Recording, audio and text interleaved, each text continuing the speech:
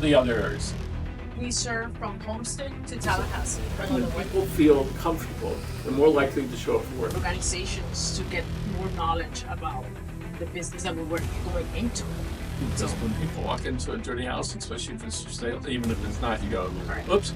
And what else is Thought, what is going to make our company different? So we said, employees got to come first. We cannot pay minimum wage. We've got to offer benefits, and we've got to do a better job than anybody else. Thank you for joining us. This is Live with Miami's Community News, and I'm Michael Blanco. We have two great guests here, Ana Blanco and Bill Blanco. You are the president, and you're the CEO of PSM Facility Solutions, which is for, tell us what the PS is for. Professional Services Management. I was reading your literature, and the thing that stuck out to me the most was this, right here. And if we could put it up on the screen, it says the value of clean. And you're all over the state and some other areas too. Correct. Correct. Where are the other areas? We serve from Homestead to Tallahassee, and on the West Coast, Naples, Fort Myers, Venice, Florida. So, and you have how many staff people on your staff? 150 now. That's a pretty big organization. And Gerald, can we put the one up with the ones to the value of clean? There it is right there. Right. Yours, preventing absentee with clean spaces. That is amazing. When people feel comfortable, they're more likely to show up for work. According to this study, which is released recently, it says 70% of people are concerned about germs left on the surface in a break room or common areas. Correct. Tell us about that. Well, I think that COVID brought a lot of things more into perspective and into light. So people are a little bit more conscious and aware now of what they can bring home to their families or kids and whatnot. It's just like we know children in school kind of transmit and touch, and a lot of parents get colds. But we do the same thing at the workplace, Mike. It happens all the time where you're touching high-touch areas, your refrigerator, your desks, your light switches, your phones, other areas that everyone touches.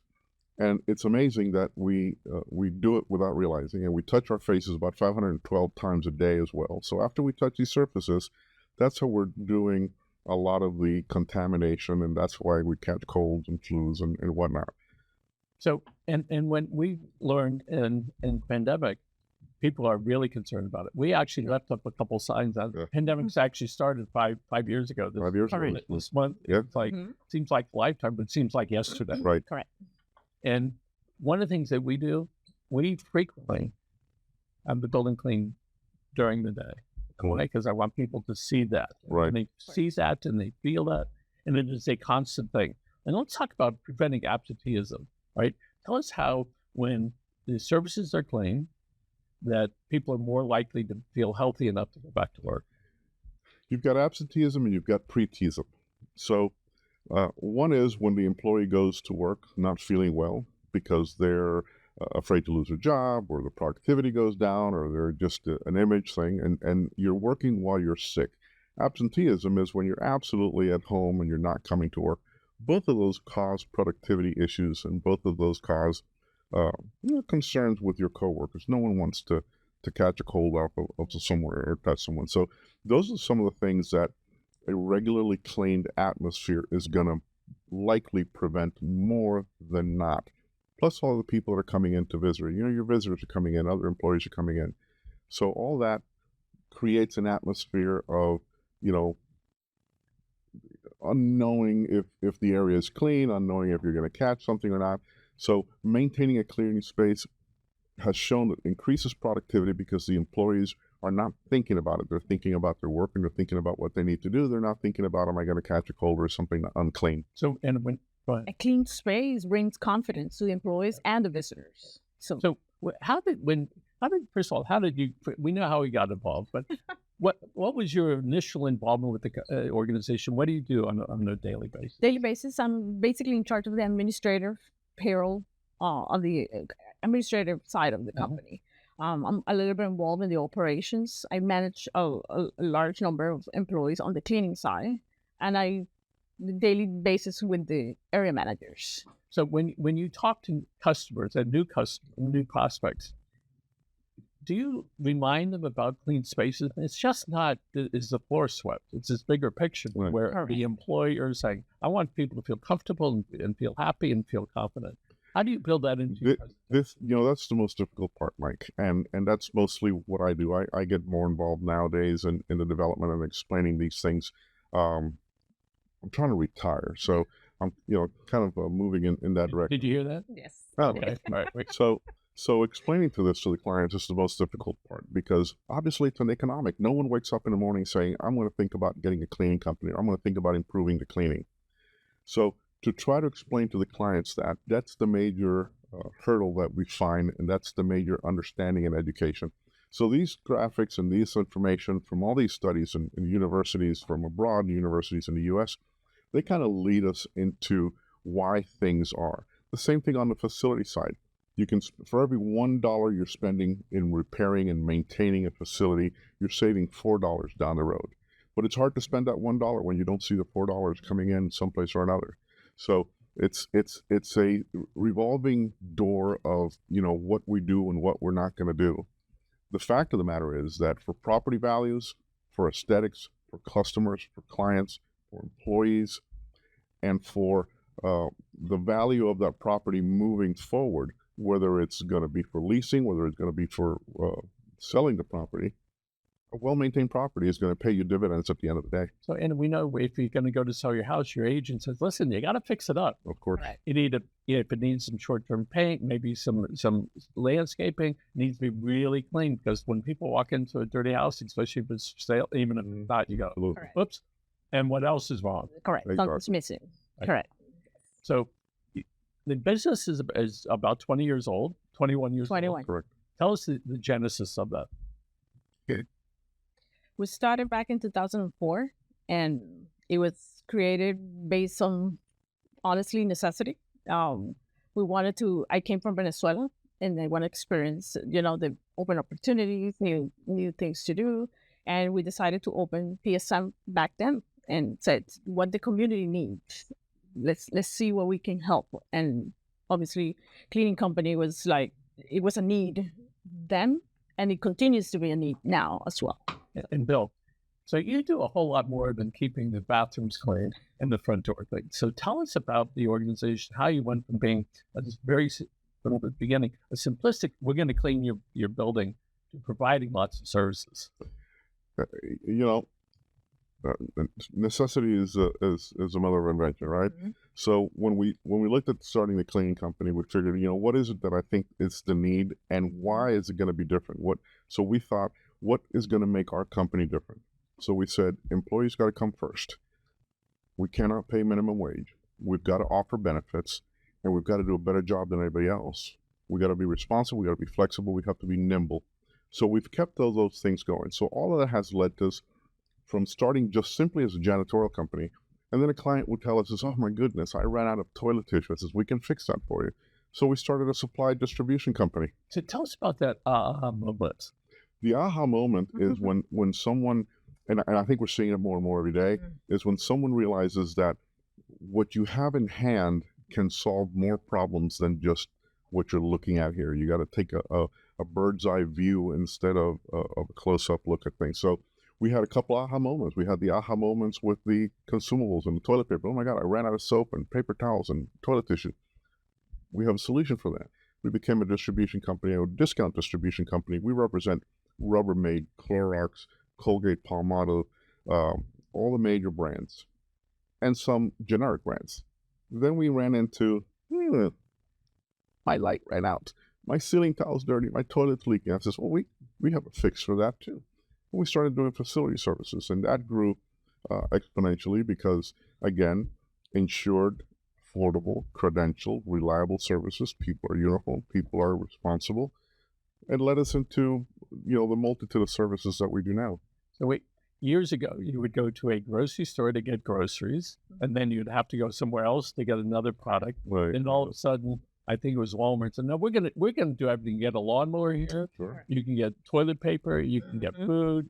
You don't have to go to Winn-Dixie to get your meat. You can come over here and get that. So everybody was getting into everybody's business, but it had to be easier to run a business when you can rely on somebody. Just please take care of that. Correct. One-stop shop. That's how we call it. Exactly. Years ago, a friend of mine says, very successfully says, how many hours a week do you spend on maintenance? Do I spend my time? I started looking back, and then I said, I'm going to replace that air conditioner. It was that fast. It was like every 2 months it kept breaking. And then I started adding up my time to do that. So here you are, you're building this business and you have a lot of these aha moments. You started to provide services for people so where they can go to you and say, I have this problem. Do you also can take care of the grounds, somebody's office, building? We do. We take care of the outside maintenance for a lot of different clients. So, the main thing of the green areas, the lawnmower, the edging, the blowing, the cutting the trees and all that. So we do that on a rotation for several of our clients because they want to have one company responsible. Plus, as they teach you in Harvard Business School, economies of scale. So the more work you get, that's the Walmart, that's the Costco, that's the BJ's, something, the more you in bulk that you get, then the better your price point is. So if you combine that value with just having one person and one billing and one source to go to, it becomes a little bit more of a convenience. So, when you guys decided, let's have a cleaning service, did you ever imagine that 21 years later you would have this? I did not. All right. I did not. Did you? No, I didn't. Look, our expectation was we're going to start this business and we're just going to, grow it and have the clients that we need to. And then a lot of opportunities presented themselves, thank God that we were able to handle them and move on them. And it's something about the two, when those opportunities were there, you could have taken it or you could have not. Exactly. So what was inside you to help him decide to do it? Oh, I said, go ahead. Let's do it. I think we can do it. We are capable, have the experience, and we start studying and going to all these events and organizations to get more knowledge about the business that we were going into. So I told him, let's go ahead. I'll tell you what's funny is she would tell me, yeah, let's go ahead and do that. And then when I had my, what about, then she'd say, well, yeah, let's go ahead and do that. So we've actually, fed off of each other and there's always doubts when you're growing a business and when you're starting a business. So sometimes it's my doubt, sometimes it's her doubt. But you got to trust and you got to do the right thing. So you've been married 20 years. Correct. Yes. So the business started like right after that. Correct. So what was your plan? All right. Before she said, let's start this cleaning business. I was working at other companies and so was she. We had, different path. I mean, I've always been in business management and development and in training. So I was doing that for a couple of different organizations. Anna was an accounting person at some other companies, and we said let's do this because we kind of saw an opportunity for this niche market kind of thing.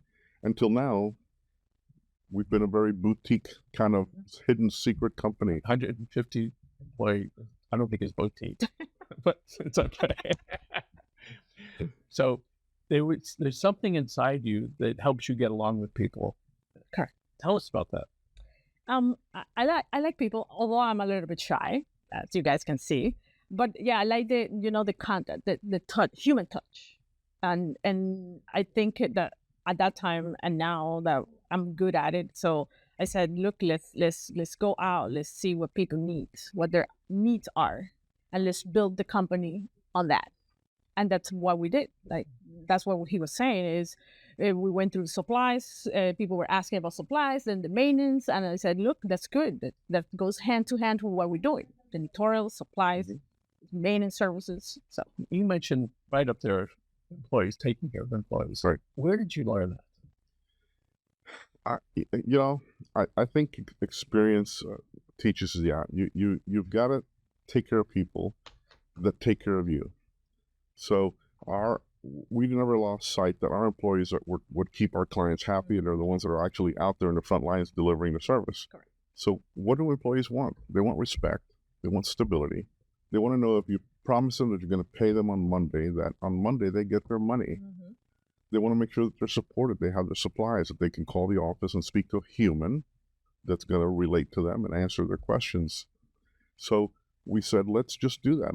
Let's have a basis where the industry has a 600% turnover, we've got less than 70 600% turnover in staff. Staff. Wow. Mm-hmm. So because we know how much it costs to lose somebody and then bring somebody else back. Exactly. So you're investing in your employees. It gives you consistently stability. It gives the clients comfort. They're not seeing a new face cleaning their locations every day. They learn the cleaning routine. So it's an all-around win-win thing. All our employees get paid vacations. They get a 401k that our company contributes to and matches their funding. They get their uniforms for free. They get all the equipment and supplies for free. When did you realize you were about to have this huge jump in business? At some point, you said, "Hey, no, I think this is about to explode." A few years ago, right? A few years A ago, few yeah. years ago, I went to him and said, "Wow, we're growing fast, and we have to pick up the pace." And we did it. That's why he's retired. And you're Correct. And you Exactly. correct. In our company, I think one of the important things is that we have clients and we have our employees. Our employees are our second clients. Mhm. And that's what Bill was saying. Exactly. We treat them with respect. And by the way, we recognize that our non-paying clients are readers. Mhm. They are our clients. Why? Because they buy stuff from our advertisers, right? The people that pay the bill. So we understand that. So when did you start going, gee, we can take care of the little office and we can take care of a complex and we can take care of medical offices and industrial? Whose idea was that? Actually, I think it was yours, right? Yeah, We both. we kind of saw the opportunity and we looked at each other and we said, oh, okay, you've got. We'll just keep going down this road. We'll just It's been pretty good, but let's keep going. Exactly. We'll keep going. And so, but in the process, she's gone to a lot of different classes and gotten a lot of different certifications that has allowed us to keep kind of ahead of the trends and keep track of where things are going. Anna recently got certified as an environmental services executive for the medical field in hospitals and whatnot. We're starting a water restoration and getting certified in water restoration and mold restoration and whatnot. She's about to get her building contractor's license, so that's going to be contracting and whatnot. A little bit more. She's won a couple of different awards recognized by different community institutions about how the company is going. So I've been in a support role for a couple of years. She's the CEO and the leader of the pack. I lend my experience and whatnot and kind of manage. It's a reality. There's other things. We want to make sure that the company goes forward and we want to make sure that the company thrives and I think we owe it to the employees and certainly the clients. So you have different offices, core business besides in Miami. So tell us where some of these are. Correct. We do a service in Tampa. So we have a small operations there, and we also serve the Dallas, Texas area, where we have also small operations there. So how did you wind up going to Dallas and to Tampa? Why there? Insanity. We had a client that actually was very good to us, and we had built a really good relationship. So we went to, they had operations in Dallas, and they said, oh my goodness, I've got all these problems in Dallas. And I said, oh, we can probably fix that. So we started a small office in the Dallas-Fort Worth area, and we're doing that. A client in Atlanta that said the same thing. So we've got a small operation in Atlanta that handles anything that comes up there. And that's how we did, throughout Florida as well. Okay. Both you have the guiding light, but let's look down the road a year, 2 years, and 5 years. Tell us about PSM. PSM, I see PSM growing a little bit more every year, and it's scary to think about it, but I think it's doable. It's doable. But I see us growing a little bit more and bringing more employees. Yeah. And so how do you go about get marketing to to companies, whether it's an office building or an industrial park? We advertise in a community newspaper. Thank you very much for that. The company has joined several organizations. I mean, they're members of the community, Commercial Industrial Association of South Florida, trustee members of the South Florida Hispanic Chamber, members of Chamber South, members of the Airport Chamber. So I think that some of that has given exposure to that.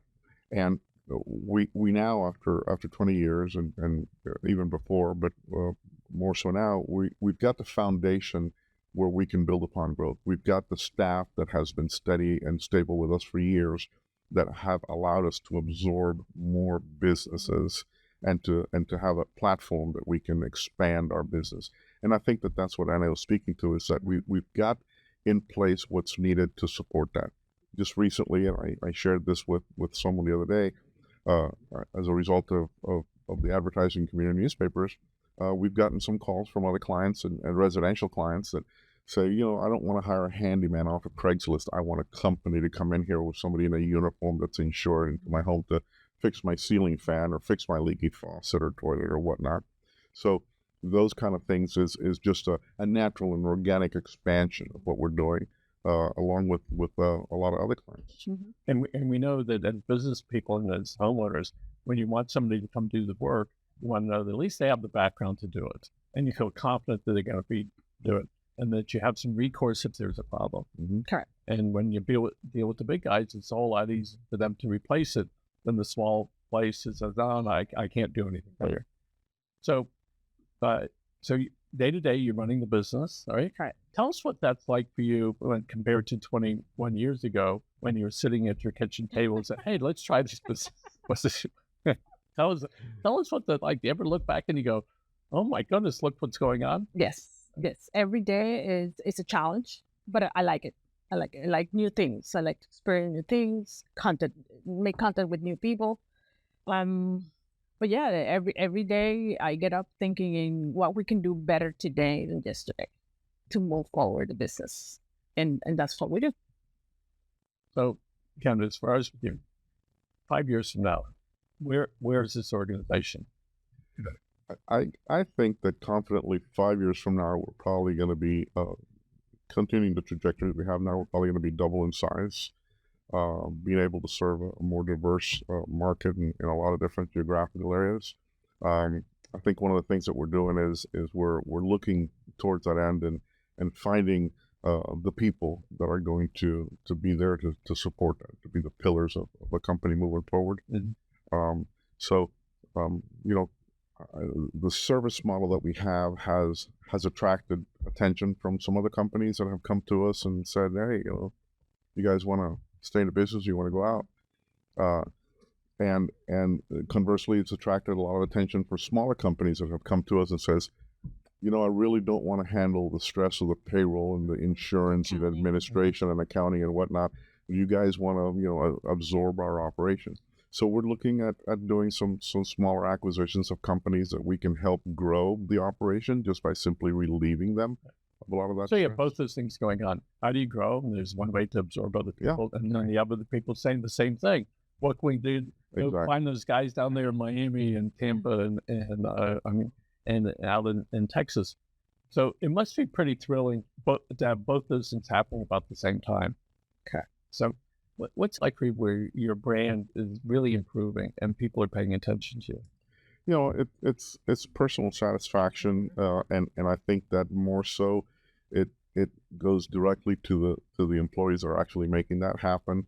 At the end of the day, Anna is really more at the forefront of where the company's going, and I have been more in a support role.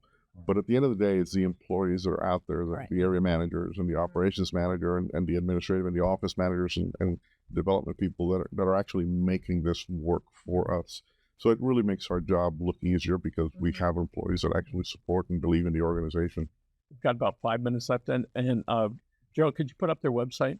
So if somebody wants to be able to find out more information, they go to your website, which is me on the screen. Absolutely. In a moment.